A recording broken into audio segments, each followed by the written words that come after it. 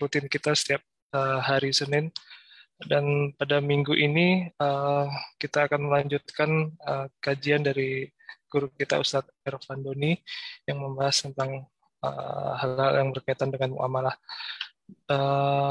Pada pertemuan sebelumnya kita sudah sampai membahas mengenai bunga deposito, dan insya Allah hari ini kita akan melanjutkan materi tersebut atau materi yang selanjutnya dari Ustadz Irfan Doni.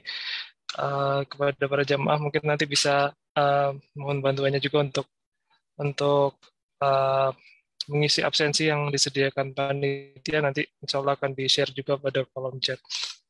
Oke, untuk mempersingkat waktu kami persilahkan kepada Ustadz Irfan Doni untuk memulai kajian siang hari ini. Ya. Kami persilahkan Ustadz. Recording in progress. Bismillahirrahmanirrahim. Assalamualaikum warahmatullahi wabarakatuh. Alhamdulillah wassalatu wassalamu ala Rasulillah wa ala alihi wa sahbihi wa man wala ba'd. Jamaah yang dicintai oleh Allah Subhanahu wa taala, pada pertemuan yang lalu kita sudah mengetahui pengertian dari bank, kemudian bagaimana sejarah bank itu berkembang sampai saat kita sekarang ini. Maka kita sekarang akan melihat yaitu apa saja jasa perbankan yang ada di saat sekarang ini. Nah, dari jasa-jasa tersebut kita akan mengetahui bentuk transaksinya, dan nanti kita akan mengetahui juga bagaimana bermuamalah dengan bank, ya. Ada bank, baik itu bank konvensional maupun bank syariah. Kita mengulang kembali bentuk jasa, kita mengulang sedikit, yaitu bentuk jasa perbankan atau layanan yang diberikan bank kepada nasabahnya. Yang pertama, yaitu bentuknya adalah bentuk pertama dari jasa perbankan dinamakan dengan deposito bank. Nah, deposito bank ini terbagi menjadi 3 bagian. Yang pertama namanya adalah rekening koran. Apa yang dimaksud dengan rekening koran? Yaitu dana disimpan di bank dengan tujuan keamanan dan bisa ditarik kapanpun dibutuhkan dengan cara permintaan. Nah, kita melihat bagaimana bentuk transaksi seperti ini dalam pandangan ilmu fikih, ilmu syariat Islam. Maka deposito jenis ini dari tinjauan fikih dinamakan dengan akad qardun.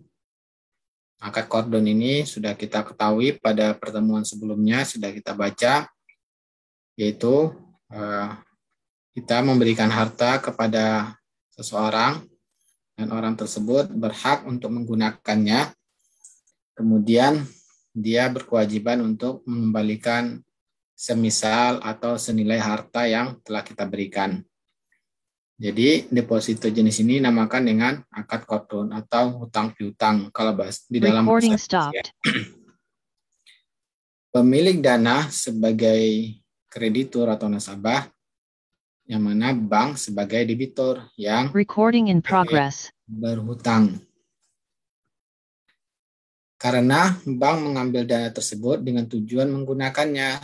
Ya, kemarin kita sudah ketahui bagaimana bank ini sekarang mereka dari dana yang terkumpul dari masyarakat, mereka gunakan, diinvestasikan sebagiannya, sebagian besarnya mereka investasikan kembali dalam bentuk deposito. Kemudian sebagian yang lain yang kecil mereka pegang untuk cadangan sebagai pegangan jika nasabah mengambil uang tersebut. Dan sebagian lagi juga mereka diwajibkan untuk menyimpannya di Bank Indonesia sebagai cadangan jaminan bagi keamanan bagi masyarakat atau nasabah bank itu sendiri. Nah, Jadi bank bukan hanya sekedar menyimpannya, ya. Bank tidak mungkin menyimpannya. Kenapa? Karena di dalam kesepakatan dengan bank konvensional, mereka juga ada kewajiban untuk memberikan bunga kepada nasabahnya. Jika tidak mereka investasikan kepada dalam bentuk pinjaman lagi kepada usaha-usaha, para pengusaha, tentu mereka tidak akan bisa memberikan bunga kepada nasabahnya. Kemudian bank menjamin dana tersebut. Nah, ini memang sudah diatur oleh Bank Indonesia bahwa bank berkewajiban memberikan uang yang telah disetorkan nasabah ke bank. Nah, nah ini hakikat dari kordun yang telah pernah kita baca. Jasa ini dinamakan deposito. Nah, terkadang kita menamakannya dengan titipan. Tetapi titipan dalam bahasa Indonesia ini tidak sesuai dengan hakikat dari kordun, ya. Jadi titipan yang kordun itu berbeda. Nanti akan kita ketahui perbedaan titipan dengan kordun atau utang piutang. Nah, mungkin dinamakan dititipan karena pada awalnya adalah titipan pada pihak bank. Nah, ya bisa jadi juga nama titipan dahulu kita sudah mengetahui pada awal-awal sejarah bank memang ketika itu masih berbentuk koin dari emas maupun dari perak. Nah, karena kesulitan para pedagang untuk dalam perjalanan dagang mereka membawa koin jumlah yang besar, sehingga mereka memang hanya menitipkan di bank-bank. Kemudian bank itu memberikan bukti sebuah kertas bahwa memang kita menitipkan di sana. Dan mereka tidak menggunakan awal-awalnya. Bank tidak menggunakan uang koin tersebut. Nah, kertas itulah yang diperedarkan. Jika para pedagang membayar sesuatu, mereka bisa memberikan bukti bahwa mereka telah menyimpan uang di bank dan orang lain dengan uang tersebut, mereka juga berhak untuk mengambil uang itu ke bank. Nah, ini awal-awalnya memang bentuknya titipan. Tapi sekarang sudah berubah uangnya sekarang sudah tidak didiamkan, tetapi sudah digunakan oleh bank. Nah, kita lihat perbedaan antara kordun dan wadiah titipan. Ya. Kordun berbeda dengan titipan dari tiga sisi. Nah, titipan ini dalam bahasa Arab dinamakan dengan wadiah. Wadiah, ya, dalam bahasa Indonesia dinamakan titipan. Perbedaan yang pertama, kordun berada dalam jaminan debitur. Jadi, kalau kordun, si pihak berhutang menjamin ya, bahwa akan mengembalikan uang nasabahnya.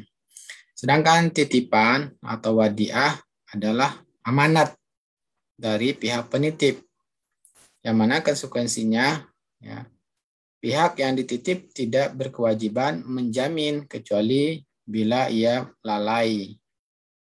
Nah, contoh titipan, nah, misalkan kita menitipkan motor kita disebabkan kita akan keluar kota kepada tetangga. Nah, qadarullah tetangga tersebut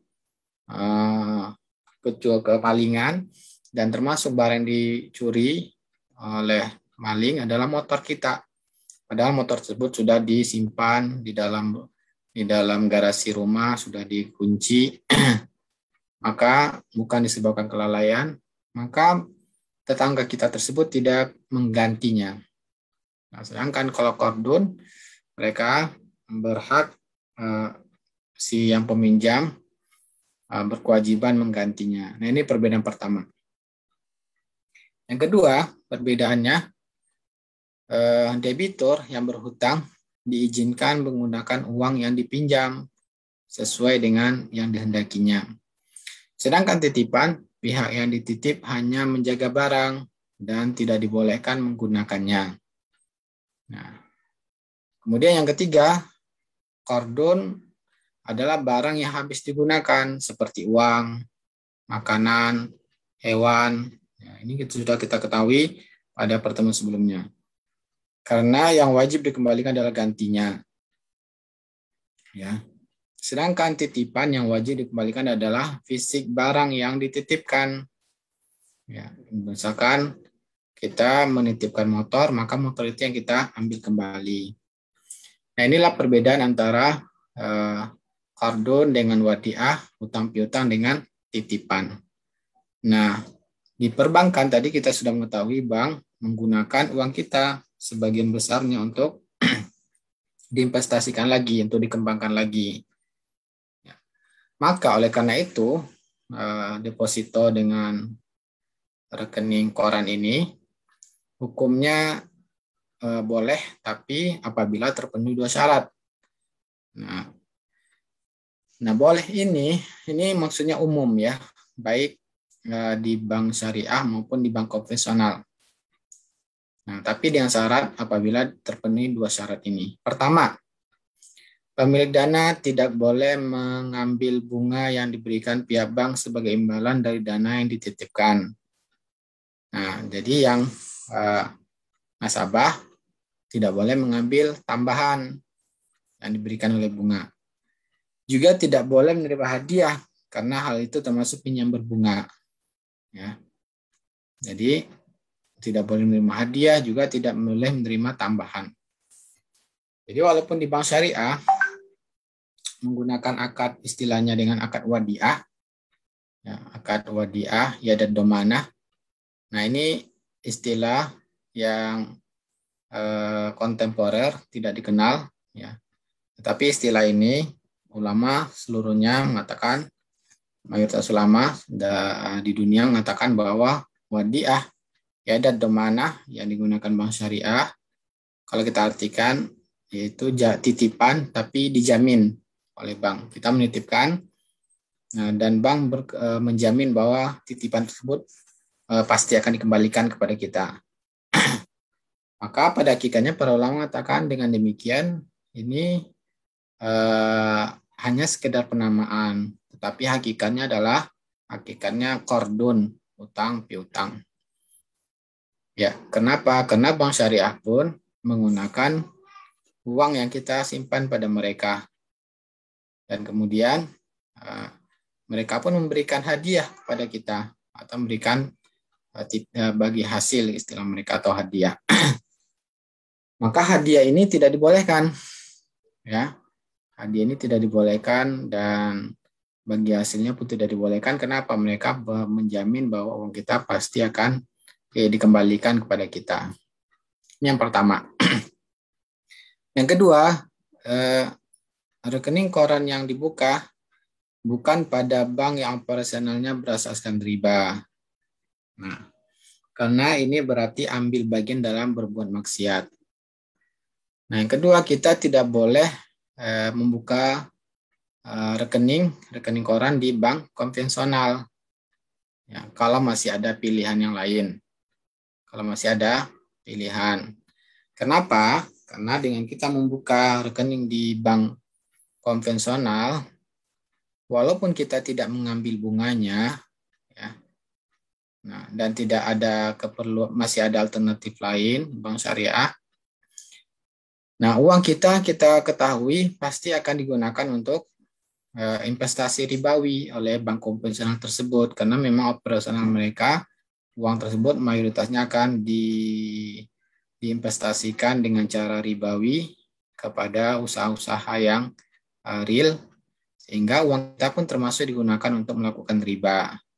Nah, inilah syarat kedua. Jadi larangannya karena berdasarkan firman Ta'ala, wala ta'awanu 'alal itsmi wal 'udwan.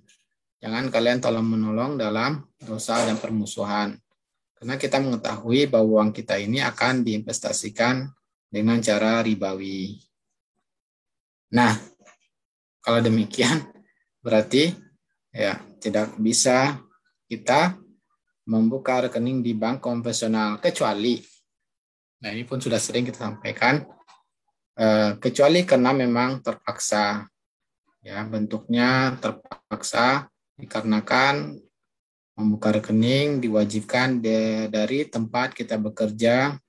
Jika tidak kita buka rekening di sana, maka kita akan tidak diberikan gaji, karena pemberian gaji melalui rekening bank konvensional. Maka dengan demikian ini menjadi darurat. Kenapa? Karena bisa mengakibatkan kalau tidak kita lakukan hilangnya hak kita, hilangnya harta yang memang hak kita dari gaji tersebut. Maka boleh kita membukanya. Nah, tetapi berikutnya apa yang kita lakukan? Begitu kita menerima gaji sudah dicairkan oleh tempat kita, oleh perusahaan kita bekerja, maka segera kita mengambilnya, ya. Segera kita mengambilnya karena kaidahnya ad-daruratu tuqaddaru biqadariha. Sesuatu yang darurat maka hanya sebatas darurat. Ketika hanya darurat disebabkan hilangnya hak kita, begitu sudah dicalurkan maka segera kita ambil. Tidak boleh kita membiarkannya di bank konvensional tersebut karena bisa menyebabkan tolong-menolong dalam dana kita akan digunakan untuk investasi ribawi.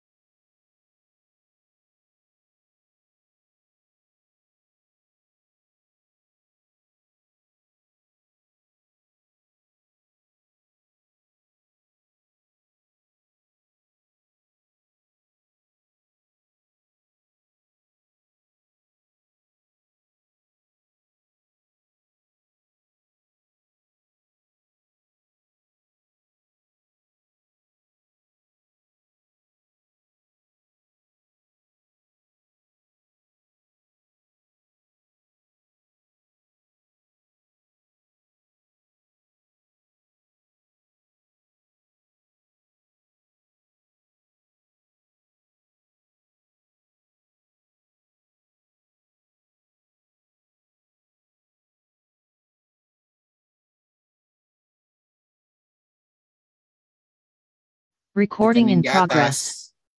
Karena pemilik rekening ini mendapatkan bunga dan di sisi lain dia bisa menarik dananya kapanpun juga. Ya. Jadi, jadi rekening tabungan ini gabungan dari rekening dari dua jasa di atas. Kenapa? Karena uang kita digunakan investasi juga dan bedanya dengan berjangka bahwa dana kita kapanpun bisa kita tarik. Karena itu bunga yang diberikan kepada pemilik rekening tabungan kecil. Ya, kenapa? Kapanpun bisa kita ambil. Disebabkan dana yang disimpan tidak seluruhnya dikhususkan untuk investasi. Nah, itu perbedaannya ya.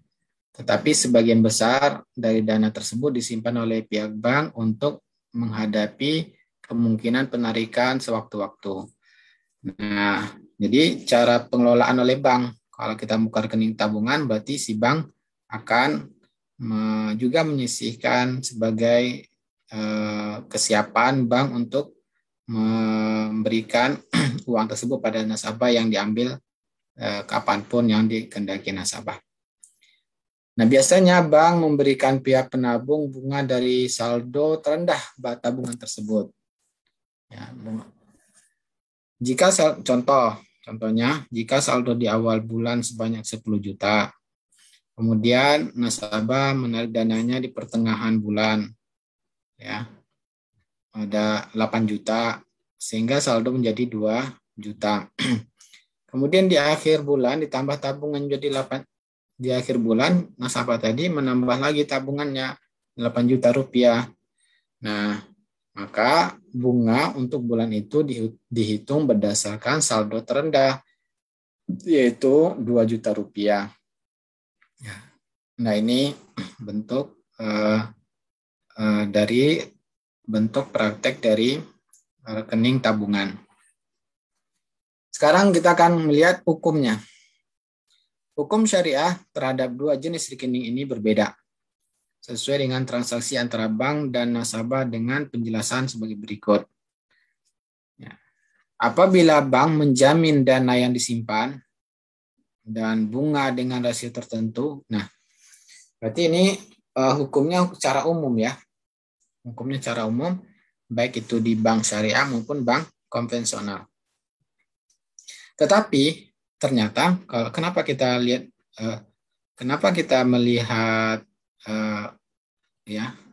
padahal bank konvensional yang kita pahami di Indonesia pasti akan ketentuannya tidak seperti yang dijelaskan ini, artinya si bank akan menjamin, ya. Nah, ternyata saya kemarin mengikuti seminar yang diadakan IOV. Salah satu pematerinya adalah Syekh Sasri. Beliau mengatakan bahwa bank-bank konvensional di Arab Saudi bermuamalah dengan nasabahnya, yaitu orang-orang Saudi, walaupun banknya konvensional, tapi 90%-nya sudah sesuai syariat. Ya. Dalam artian, karena permintaan dari masyarakatnya, sehingga mereka melakukan transaksi yang seperti ini. Nah, ya, maksudnya bagaimana? Apabila bank menjamin dana yang disimpan dan bunga dengan rasio tertentu, maka bentuk transaksinya adalah qardun. Dengan adanya persyaratan bunga bagi nasabah. Ini yang merupakan riba. Karena pada hakikatnya adalah qardun. Ya. Namun apabila bank tidak menjamin dana yang disimpan dan bunga dengan rasio tertentu, maka akad ini disebut dengan mudharabah. Jadi bank konvensional di Arab Saudi, mereka dengan nasabahnya tidak menjamin dana dan rasionya pun sesuai dengan keuntungan. Nah, ini yang disampaikan Syekh Sasri, ya. Nah, ini kenapa? Karena masyarakatnya mayoritas mereka sudah paham bagaimana hukum Islam tentang pelaksanaan perbankan. Nah, oleh karena itu, tugas kita juga ya bagaimana kita menyampaikan pada masyarakat kita bagaimana cara yang benar, yang sesuai syariat dalam menyimpan uang di bank, baik itu bank konvensional maupun bank syariah. Kita ulang kembali, ya. Jadi hukumnya menjadi haram pertama jika bank menjamin, ya. Kemudian pemberian bunganya tetap, ya, sudah disepakati dari awal, maka ini menjadi riba karena akannya adalah utang piutang. Contoh seperti apa? Pak Khalid menyimpan dananya dalam bentuk deposito berjangka sebanyak 100 juta. Ini contoh yang haram. Dengan rasio bunga 4% per tahun. Apabila jangka waktu deposito itu 3 bulan, maka Pak Khalid mendapatkan jumlah uangnya pada akhir masa transaksi sebanyak 101 juta rupiah. Nah, yang kedua, maka ini hukumnya haram. Yang kedua, apabila bank tidak menjamin dana. Nah, ini ya. Nah, walaupun seandainya ada bank konvensional, mereka tidak menjamin dana, tapi kayaknya aturan BI menjamin, ya. Dan disimpan dan bunga dengan rasio tertentu. Yang disimpan dan bunga dengan rasio tertentu, maka akan ini disebut mudharabah. Ya. Jadi rasionya dari keuntungan, bunga dari rasio keuntungan.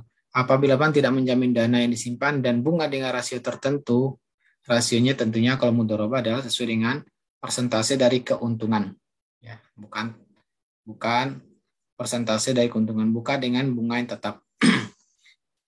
Dan laba yang didapat hukumnya mubah. Cara inilah yang dilakukan oleh bank syariah yang disebut dengan deposito investasi. Ya, kalau di tempat kita namanya di bank syariah. Ya, tapi di bank di bank Saudi 90% kata Syekh Sasri itu sudah transaksi dengan nasabahnya sesuai syariat Islam. Misalnya Pak Soleh menyimpan uang di bank syariah dalam bentuk deposito. investasi sebanyak 100 juta rupiah dengan jangka waktu 3 bulan. Dan pembagian laba 20% untuk bank dan untuk Pak Soleh 80%. Ya, ini pembagian dari keuntungan jika ada untung ya. Jika mudharabah mendapat laba sebesar 10 juta rupiah, maka untuk bank sebesar 2 juta rupiah dan untuk Pak Saleh sebesar 8 juta rupiah. Dan jika rugi, maka yang menanggung kerugian adalah Pak Saleh sebagai pembeli dana. Nah ini, ya, berarti ada pernyataan bahwa kalau rugi harus ada pernyataan rugi. Rugi ditanggung Pak Saleh. Ya, maka ini investasi yang benar dan sesuai syariah. Dengan ini jelas perbedaan antara qardun dan mudharabah. Ya, perbedaannya tadi ada jaminan dan keuntungannya tidak tetap, tapi persentase dari keuntungan. Dalam akad mudharabah, pihak yang bekerja tidak menjamin dana yang diambilnya dan dana tersebut merupakan amanat yang mengalami untung dan rugi. Berbeda dengan akad qardun di mana pihak debitur menjamin dana kreditur. Oleh karena itu, bila diserahkan debitur memberikan bunga akad ini menjadi pinjaman berbunga yang hukumnya riba. Nah, inilah bentuk transaksi utama ya yang dilakukan oleh bank konvensional. Dan kita mengetahui juga bank syariah juga menggunakan akad-akad, tapi penamanya hampir sama ya, rekening tabungan, rekening deposito, tetapi yang membedakan adalah nama akad itu sendiri. Hiwalah masrafiyah transfer. Nah, kita akan mengetahui nanti apa ini maksud dengan transfer dan bagaimana hukumnya. Jasa yang lain yang diberikan perbankan adalah yaitu jasa transfer. Kita akan mengetahuinya pada pertemuan berikutnya. Nah, sebelum masuk pada transfer, saya ingin menjelaskan bagaimana hukum kita bermuamalah dengan bank. Ya, nah ini sebagai tambahan. Apa hukumnya kita bermuamalah dengan bank? Contohnya seperti ini. Ya, transfer ya, atau melakukan transfer atau muamalah mentransfer uang atau tarik uang di ATM. Ya. Maka hukumnya kita sudah mengetahui bahwa bank ini mayoritas penghasilannya dengan cara itu cara ribawi, bank konvensional maksudnya ya, dengan cara ribawi. Dan karena memang mayoritas adalah 3 jasa yang tadi yang kita sebutkan, ada pun jasa transfer atau jasa pengambilan penyimpanan di safety box, nah itu juga ada jasa bank, atau jasa misalkan menggunakan akun mereka ya, menggunakan akun sebagai alat pembayaran. Nah, juga ada jasa yang lain yang nanti akan kita ketahui hukumnya ya boleh kalau yang dibolehkan tersebut, tapi yang riba. Maka bagaimana hukum transaksi dengan bank konvensional ini? Yang mana mayoritasnya adalah ribawi. Ya. Maka para ulama berbeda pendapat tentang hukum bermuamalah dengan seseorang atau lembaga yang mayoritas orang yang bercampur dalam praktek muamalahnya halal dan yang haram. Pendapat yang pertama, pendapat yaitu pendapat ulama mazhab Hanafi dan Hambali, ya, yang mana mengatakan transfer uang ini menurut mazhab Hambali ya, dan juga mazhab Hanafi. Kenapa? Karena Imam Ahmad pernah ditanya, dalilnya adalah Imam Ahmad dalam mazhab Hambali ditanya tentang harta halal yang bercampur dengan harta yang haram. Maka Imam Ahmad menjawab, jika yang halal lebih banyak, maka keluarkan yang haramnya dan gunakan yang halal tersebut. Tapi jika mayoritas haram, maka jauhilah seluruhnya. Ya, jauhi seluruhnya. Kenapa? Karena yang haram ini menguasai yang halal yang sedikit tadi, sehingga seluruhnya menjadi haram, maka harus ditinggalkan. Maka menurut mazhab Imam Ahmad tidak boleh kita bertransaksi dengan, menurut pendapat ini kita tidak boleh bertransaksi dengan bank konvensional. Pendapat yang kedua, hukumnya makruh dengan orang yang mayoritas hartanya adalah haram. Kenapa? Karena dalilnya pendapat ini adalah pendapat sebagian ulama mazhab Syafi'i. Karena dari pendapat ini, ya kita jadi dengan bercampurnya yang halal dan haram. Karena di perbankan tadi, ya kita tahu bahwa mayoritasnya adalah harta haram yang mereka gunakan dalam transaksi mereka, tetapi ada juga yang halalnya. Yang halalnya seperti uang yang mereka dapatkan dari biaya transfer, ya, atau biaya apalagi penggunaan administrasi dalam jasa administrasi dalam menyewakan safety box atau jasa yang lain-lainnya yang halal. Ya. Maka makruh, kenapa? Karena sudah bercampurnya halal dan haram, dan ini maka syubhat.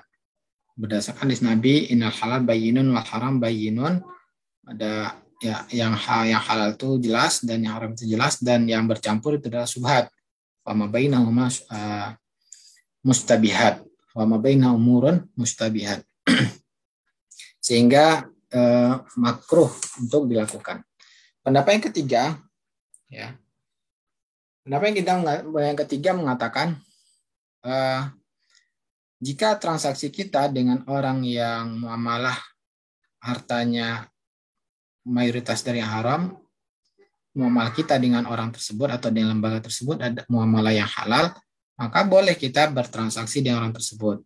Tetapi dilarang kalau haram hukumnya jika muamalah kita dengan mereka muamalah yang haram atau yang membantu dalam yang haram. Ya, contoh ya. Apa contohnya? Contohnya yang pendapat ketiga ini mengatakan lebih rinci lagi. Kalau transaksi yang kita lakukan dengan mayoritas dengan bank konvensional itu yang boleh kan, contohnya seperti kita menggunakan jasa mereka dan transfer, atau menggunakan jasa mereka menyewa safety box, ya, atau menarik uang di ATM mereka. Nah, ini kan berarti kita bertransaksi di mereka, tapi transaksinya halal. Nah, maka menurut pendapat ketiga ini hukumnya halal. Tapi kalau yang haram, contohnya kita melakukan yang haram, kita menabung di sana dapat bunga maka haram. Atau tolong menolong, ya, kita menabung, walaupun kita tidak mendapatkan bunga, tapi uang kita digunakan untuk yang haram, ya maka hukumnya haram. Atau kita menyewakan ruko digunakan untuk transaksi, kita menyewakan ruko, yang mana ruko itu akan digunakan untuk operasional mereka, berarti kita menolong, maka hukumnya haram karena tolong menolong. Nah, jadi yang boleh hanya satu, yaitu yang tidak menolong dalam yang haram dan transaksi tersebut tidak yang dilarang oleh syariat. Dalilnya apa pendapat yang ketiga ini, dan ini yang terkuat, ya, karena Rasulullah SAW bertransaksi dengan orang Yahudi dan orang-orang kafir Quraisy di Makkah, dan sahabat juga begitu, mereka bertransaksi jual beli di orang Yahudi, transaksi yang dibolehkan oleh syariat, ya, dan tidak menolong dalam yang maksiat, dan juga selama tidak transaksi tersebut yang diharamkan. Nah, itu dalilnya bahwa Nabi dan sahabat melakukannya. Yang mana Allah sudah menjelaskan bahwa orang Yahudi ini akaluna lisuhti, mereka makan yang haram, ya, banyak makan yang haram. Kemudian wa akhzihimur riba wa qanuhu anhu, dan orang Yahudi tersebut mereka melakukan riba. Ya. Jadi sudah ma'ruf, ya, dari Al-Qur'an, dan sudah ma'ruf di Madinah ketika itu memang orang Yahudi suka melakukan suap dan yang haram yang lainnya. Tetapi Nabi pernah melakukan jual beli dengan cara tidak tunai dari seorang Yahudi, membeli makanan dan menggadaikan baju besi beliau, dan juga banyak transaksi-transaksi yang lainnya yang Nabi melakukannya dengan orang Yahudi. Nah, inilah penjelasan tentang tambahan tentang bagaimana hukumnya kita bertransaksi dengan bank syariah. Maka jika transaksi tersebut dibolehkan dan tidak tolong-menolong dalam masalah yang haram, maka hukumnya dibolehkan. Ya.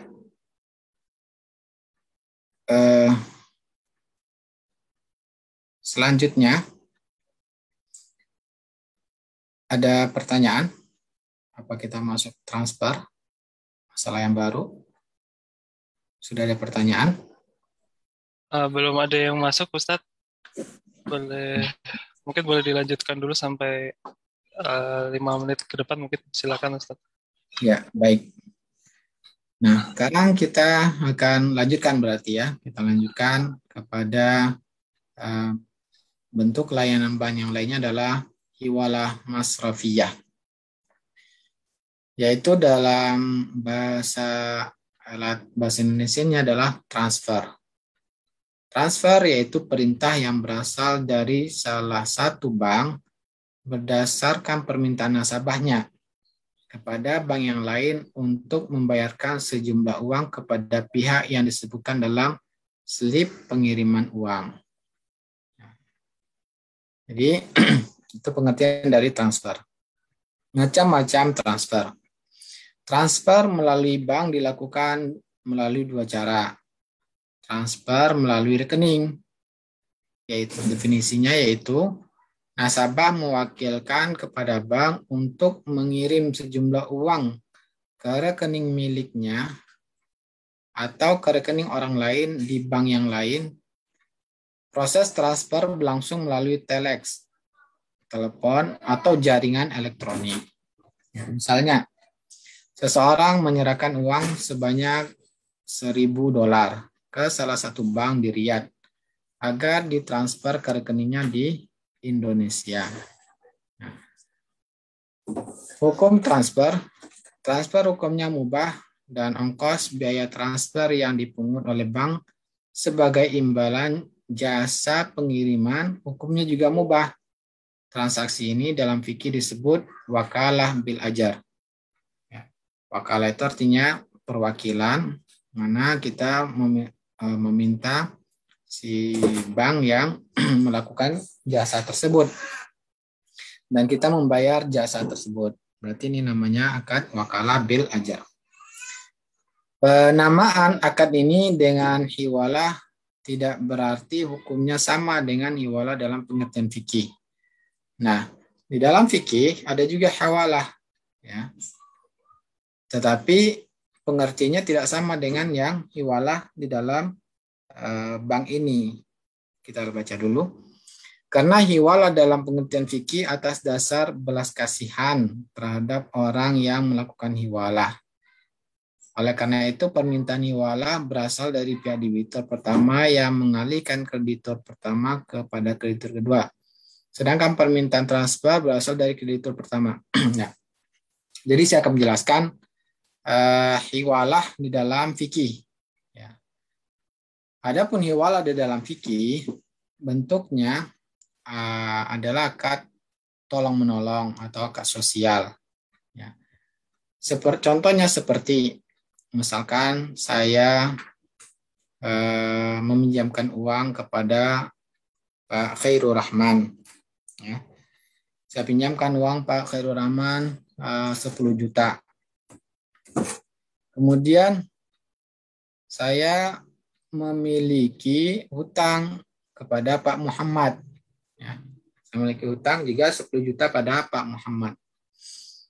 Nah, kebetulan Pak Khairul Rahman dengan Pak Muhammad ini rumahnya bersebelahan, tetangga. Ya, tetangga. Nah, akhirnya saya mengatakan kepada Pak Khairul Rahman, Pak, Bapak kan berutang pada saya 10 juta. Nah, kebetulan saya juga berutang pada Pak Muhammad, ya. Agar memudahkan Bapak pembayarannya, nah Bapak nanti tagih ya ke Pak Muhammad saja ya, jangan ke saya. Akhirnya Pak Khairul Rahman, karena beliau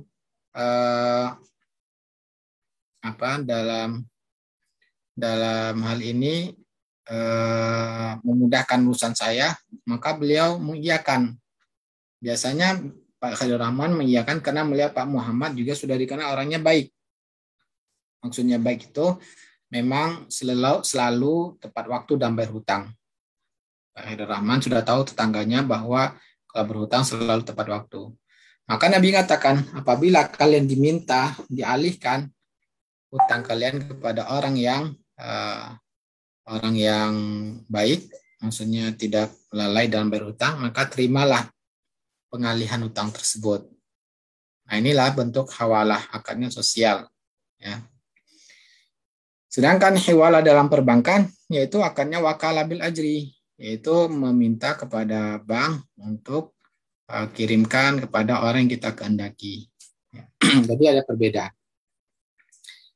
Nah, oleh karena itu permintaan hiwala berasal di pihak debitur pertama yang mengalihkan kreditur pertama.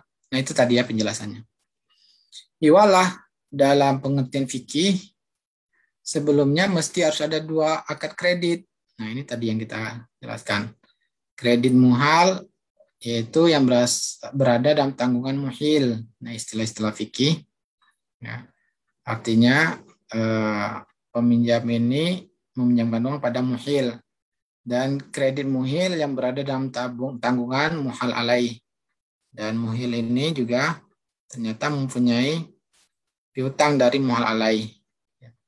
Sedangkan dalam transaksi transfer, bank bertindak sebagai muhil, tidak mesti menjadi kreditor. Nah, kalau dalam perbankan perbedaannya, bank tidak mesti menjadi kreditor kepada bank yang muhal alaih.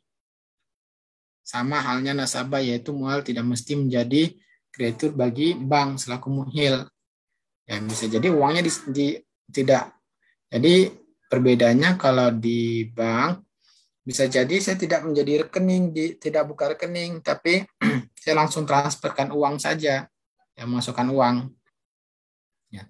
Nah, itulah perbedaannya. Tapi kalau dalam hawalah fikih memang harus ada akad utang piutang, 2 akad utang piutang yang dialihkan.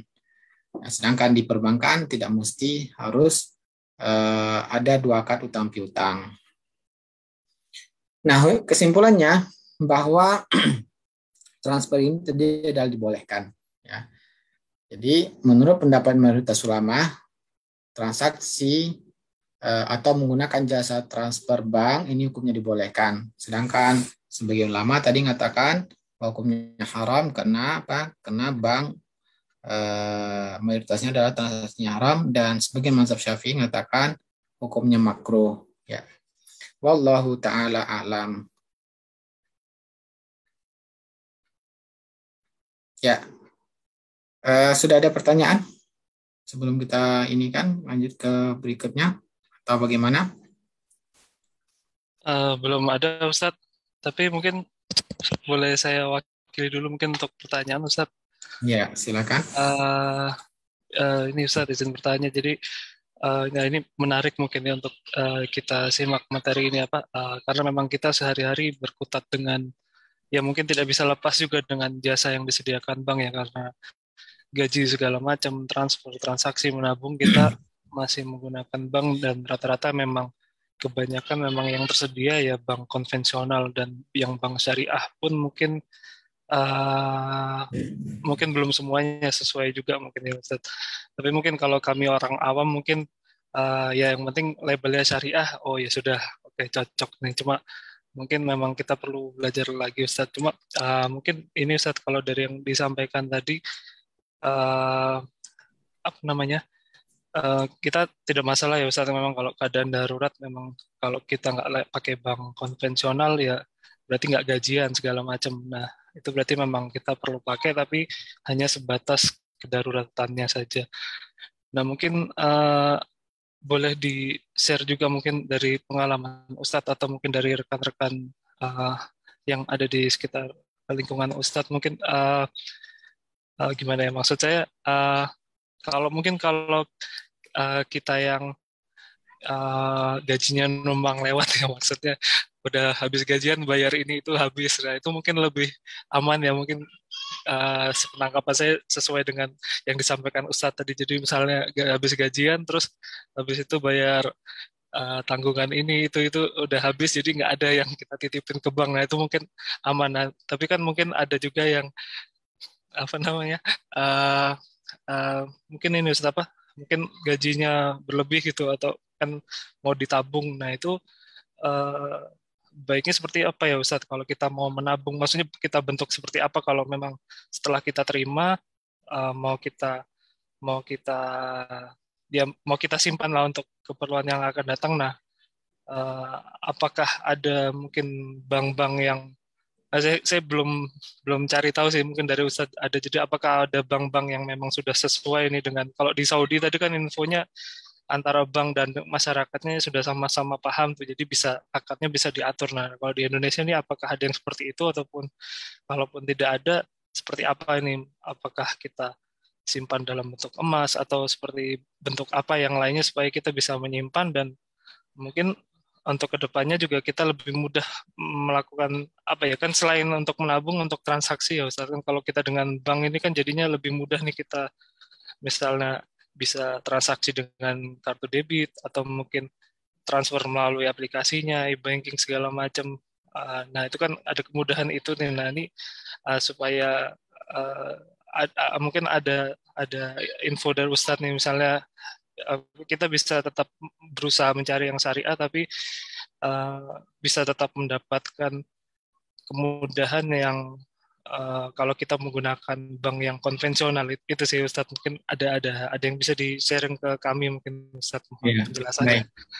Saya paham pertanyaannya. Intinya bahwa gimana seandainya gaji kita itu berlebih dari kebutuhan kita. Ya, kalau simpan di rumah khawatir hilang. Nah, tadi Ustaz mengatakan hanya sekedar darurat, tadi kita membaca, bukan saya ngatakan ya. Tadi kita mengetahui bahwa tidak boleh uang itu dibiarkan di bank konvensional karena akan digunakan untuk investasi atau dengan cara yang ribawi. Terus bagaimana share-nya Ustaz, solusinya? Nah, saya kemarin juga mendapatkan info ini dari orang lain. Nah, dia mengatakan kita bisa meminta kepada bank konvensional tersebut, begitu kita terima gajian, ada uang masuk, itu langsung ditransfer ke rekening yang lain. Nah, saya lupa apa istilahnya. Itu bisa kita coba kita tanyakan, itu bisa ke bank konvensional tersebut. Jadi perintah dari nasabah, begitu ada uang yang masuk dari gaji, segera kirimkan. Nah, kirimkan kemana? Maka kita perlu buka, karena tadi juga alasannya bisa untuk alat pembayaran, ya, karena di zaman sekarang ini risiko kita membawa uang tunai yang banyak. Nah, karena kita hanya cukup menggunakan kartu debit, nah, untuk pembayaran. Nah, itu ada solusinya, yaitu dengan membuka di muka rekening di bank syariah. Maka gunakan akadnya adalah akad mudharabah atau wadiah. Ya, wadiah, tadi wadiah ada di mana? Nah, wallahu ta'ala, kalau coba dipastikan lagi apakah wadiah di bank syariah tersebut ada pertambahannya atau tidak. Biasanya mereka yang umum mereka lakukan, mereka memberikan hadiah. Ya, dalam akad wadiah itu hadiah.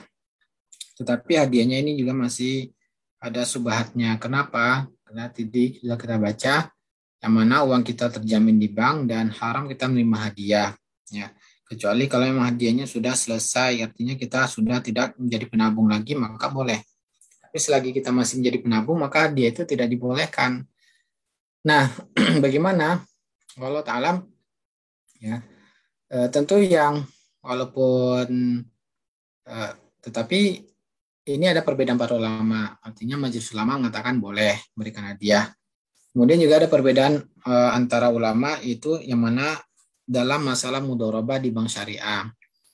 Nah, MUI masih membolehkan mudharabah dengan walaupun tanpa adanya perjanjian nasabah akan menanggung rugi. Tapi pendapat yang lebih mayoritas itu pendapat ulama mazhab 4 mengatakan apabila dalam transaksi mudharabah tidak ada pernyataan nasabah akan menanggung kerugian, maka batal. Kenapa? Karena ini adalah pendapat 4 mazhab dan juga perkataan Ali bin Abi Thalib bahwa keuntungan didapatkan karena di atas risiko menanggung kerugian. Jadi ada pernyataan kerugian.